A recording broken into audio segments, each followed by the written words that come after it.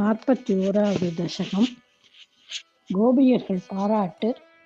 மோட்சாப்தி ராகம்.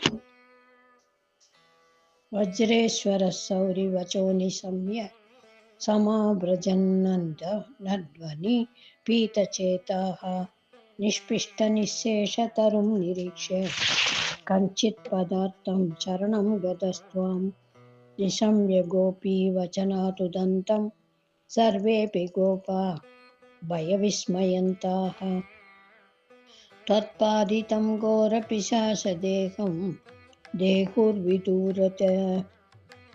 विदूरेत कुटारकृतं त्वत्पीदभूतस्तनतच्छरीरात् समुञ्चलन्नुच्चतरो हि धूमः सङ्गामदा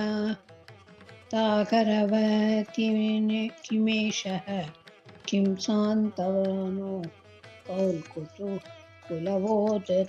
कुलवोदवेति मदङ्ग सङ्गस्य बलं नं दूरे क्षणेन तावत् भवतामपि स्यात् इत्युल्लभन् वल्लवतल्लजेभ्यः त्वम्बूदनामातनुतप्सुर सुगन्धिं चित्रं पिशाच्या न हतः कुमारः चित्रं पुरैवागतिसौरिणेतम् इति प्रशंसन् किल गोपलोकाः भवन्मुखालोकरसेन्यमाक्षीत् दिने दिने प्रतिवृत्तलक्ष्मी अक्षीणमाङ्गल्य सदो व्रजोऽयं भवन्निवासादयि वासुदेव प्रमोदसान्द्र परितो विरेजे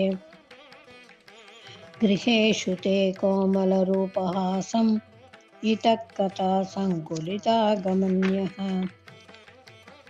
वृत्तेषु कृत्येषु भवन्निरीक्षा समागता प्रत्यगमद्यनन्दन् अहो कुमारो मयि तत्तदृष्टिः स्मितं कृतं मां प्रतिवत्सकेन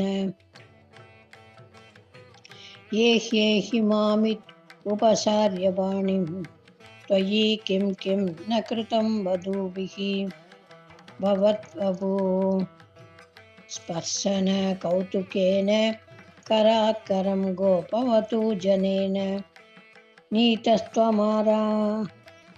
मादाम्र सरोजमाला व्यालं विलोलं पदुलामलासीः निपाययन्ती स्तनमङ्गकं त्वां विलोकयन्ती वदनं हसन्ती दशां यशोदा कथमां न भेजे सदादृशः पाहि हरे गतान् मां श्रीहरये नमः।